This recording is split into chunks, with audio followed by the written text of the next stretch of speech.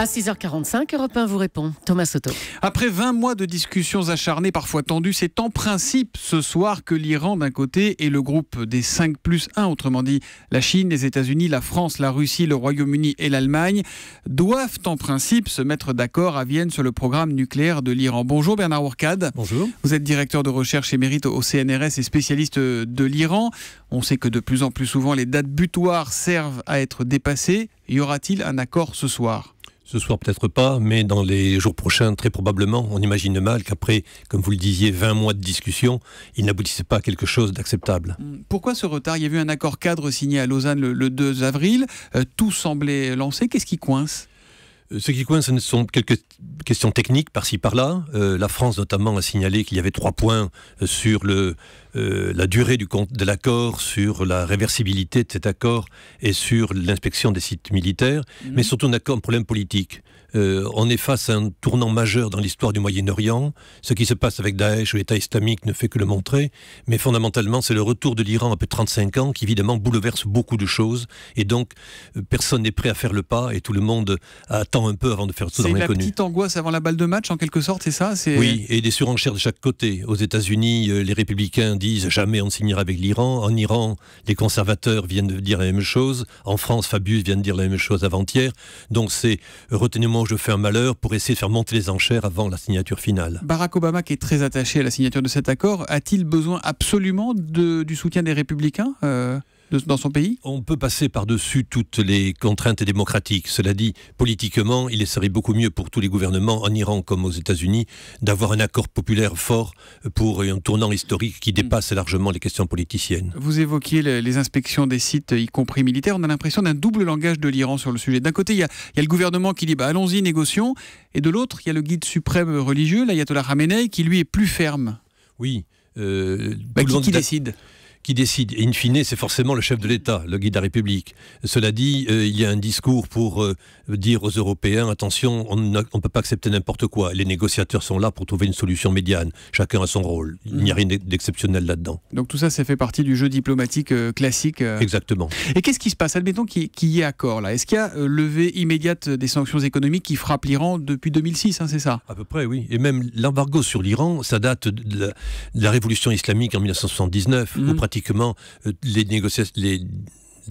les accords commerciaux sont pratiquement bloqués ou handicapés.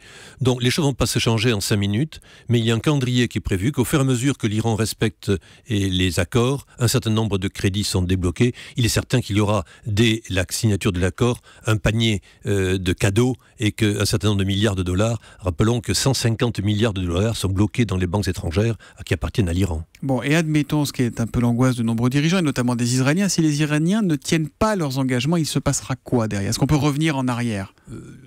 On peut toujours évoquer n'importe quelle solution, mais cela fait maintenant 35 ans que l'Iran était en dehors du système. Aujourd'hui, l'Iran, depuis 2 ans, le montre qu'il y a une volonté de rentrer dans les règles internationales. Autrement dit, on est maintenant dans une phase où l'Iran est en train de s'ouvrir. Alors on peut imaginer le contraire. Je regarde plutôt la bouteille à moitié pleine en disant il y a un changement politique radical en Iran qui est soutenu, ça qui est important, par la population iranienne massivement. Et donc, allons dans ce sens-là, ensuite on verra. Mais vous êtes persuadé vraiment que les Iraniens ne veulent pas de nucléaire militaire ? On est un peu troublé quand même par les déclarations de l'ayatollah Khamenei qu'on évoquait tout à l'heure. S'il ne veut pas qu'on aille voir ce qui se passe sur les sites, c'est peut-être parce qu'il s'y passe des choses pas très catholiques. Il s'est passé des choses pas très catholiques ou pas très islamiques il y a quelque temps, mais aujourd'hui on est dans une dynamique nouvelle. Cela dit, l'inspection des sites nucléaires n'est pas prévue dans les accords internationaux, c'est au-delà de ce qui est la règle, et donc demander à un pays aussi nationaliste que l'Iran de faire plus ce qui est prévu par les lois internationales, c'est trop demandé. Mais vous avez confiance, vous, les Iraniens ne veulent pas de nucléaire militaire ? Vous le signerez, vous ? Je n'ai confiance en personne, ni aux États-Unis, qui sont nos amis qui nous écoutent, ni aux Allemands, ni aux Français. La politique, c'est une question de rapport de force. Et le rapport de force fait qu'actuellement, l'Iran est en train de vouloir rentrer dans la course internationale. C'est ça le point important. Alors justement, Barack Obama semble vouloir un accord à tout prix. Et nous, les Français, quel rôle jouons-nous ? le rôle du mauvais canard, de celui qui rappelle qu'il y a des normes à respecter. Chez les négociateurs, beaucoup disent que les Français ont un rôle impositif en disant ne nous laissons pas emporter dans l'enthousiasme, mais d'autres disent aussi aux Français, s'il vous plaît, taisez-vous quand on négocie parce qu'on essaye d'avancer et de voir tout le temps le négatif n'est pas positif pour aller plus loin. Et les entreprises françaises risquent peut-être de payer cette mauvaise humeur française. Hier matin sur Europe 1, dans son humeur à 8h-5, Danny Cohn-Bendit nous disait que de cet accord dépendait aussi la lutte contre l'État islamique. En quoi les deux sont liés ? C'est extrêmement lié. Pendant 35 ans, l'Arabie Saoudite, les monarchies pétrolières qui n'existaient pas il y a 35 ans, Koweït, Abu Dhabi n'existait pas, Dubaï n'existait pas, et aujourd'hui tous ces pays ont pendant très longtemps soutenu le djihadisme ou le radicalisme islamique, qui était le bon islam, contrairement au mauvais islam iranien. Aujourd'hui on se rend compte que les monarchies pétrolières ne contrôlent pas leurs troupes, c'est devenu Daesh, Al-Qaïda.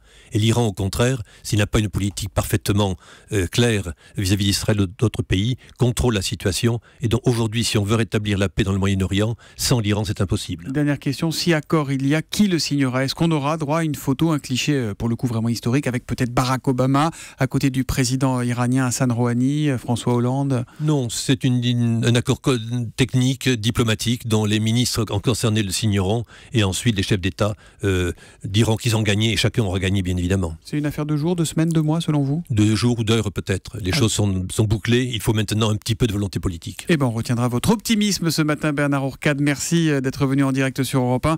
Et en plus de vos fonctions au CNRS, vous êtes l'auteur de Géopolitique de l'Iran que l'on peut lire chez Armand Collin. Merci, bonne journée à vous.